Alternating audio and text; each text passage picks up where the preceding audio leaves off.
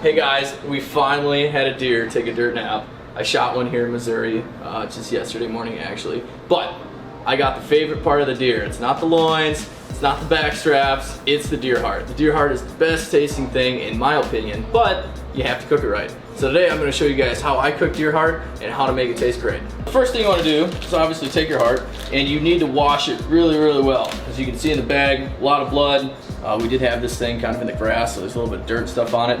Clean it very well, get as much of the blood as you can out, and just wash it under cold water and it works great. Next step, you need to dissect the heart.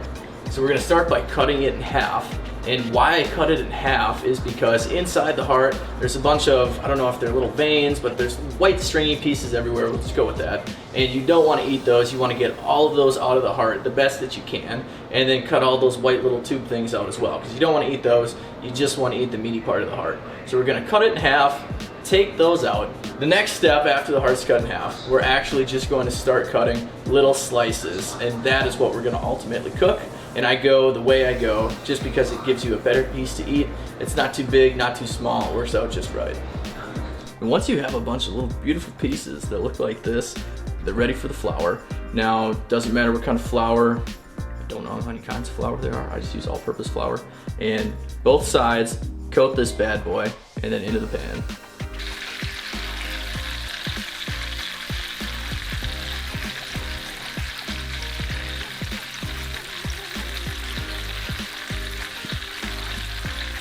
Watch this. Oh, that's gonna be good. It's gonna be wowza. That's gonna be so good. So like I said before, I cook it on a medium. If you cook it super hot or on high, one, you're gonna fry the crap out of the food. Two, you're gonna get oil splatters to the face. You don't want that. So cook it on medium, and you don't want to cook the crap out of these things. I wouldn't eat these rare. I wouldn't eat these medium rare. But anywhere from medium to like a medium well. If you want to eat it well done, go for it. But I always cook it to a medium because the deer heart is actually more of a chewier type feel as far as eating venison goes. But when it's in the pan, flour's cooking, feel free to dump some seasoned salt on there. I use regular salt and seasoned salt, get it going real good, and then halfway through you'll kind of see the blood start coming up, and that'll let you know that, okay, I need to flip and go to the other side, and then just repeat that process. Another thing you can do while you're cooking this, if you want it to taste really great, grab your favorite can of liquid gold. These are really hard to come by now, but it goes great with venison. Doesn't matter, back straps, loins, deer heart has my heart, but so does Busch Apple. You can't go wrong with this stuff, it's so good. So I'm gonna call these good and just shake those around a little bit and get them out of the pan.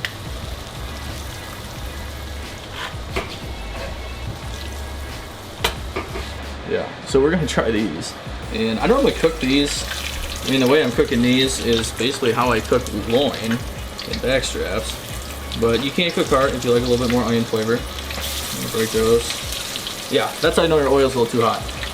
But other than that, these, a little bit on the big side. I'm gonna break these actually. There we go. Alright, now time for more flour and let it rip. Well, blood started to come through these, so these are getting ready to get flipped.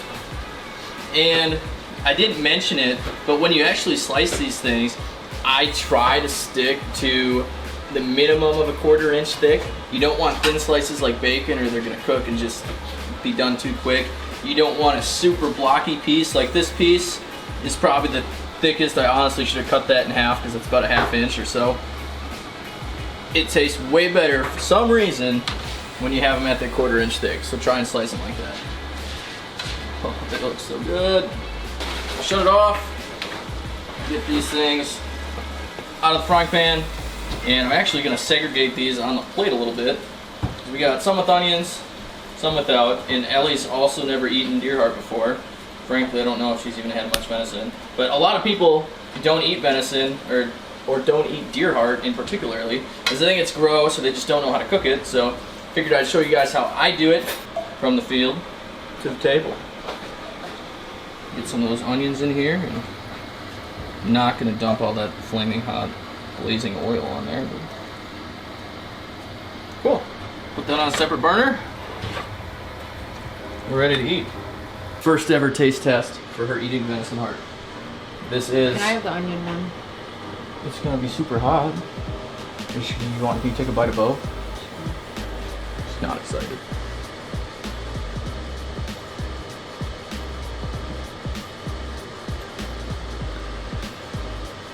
Tastes like country fried steak.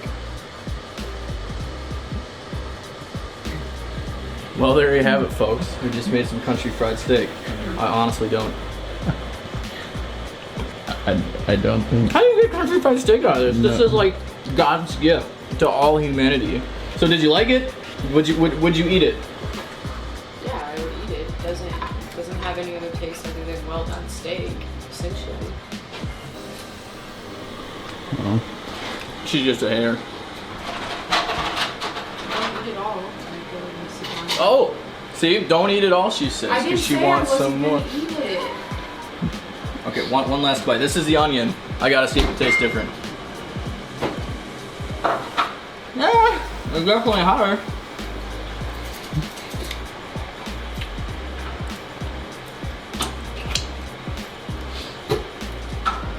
No, I'm not lying. There's not much of a difference, but you can definitely tell there's just a little bit more hint of onion. Like, obviously there's a little more hint of onion, but there's a little more something in that taste, and I do like that a little bit better than just plain. We did seasoned salt, regular salt, and on the last batch I did do a little bit of Greek seasoning, just not much. But you don't want to eat these, you probably don't want to eat these without any seasoning, otherwise this one probably tastes like rubber. But if you guys like that video, like the video, share it, do whatever you guys want with it. Leave us a comment whether it worked for you, whether you liked it or not. I don't care. Just want to interact with you guys. Also, hit that subscribe button right down here. We may do a couple more of these. Cook some loins, some backstrap, just some other stuff that you guys might want some info on. And if you don't, I guess you don't have to watch the video. But I'm going to enjoy this stuff. It's great. And a little something to wash it down with. So we'll catch you guys next time.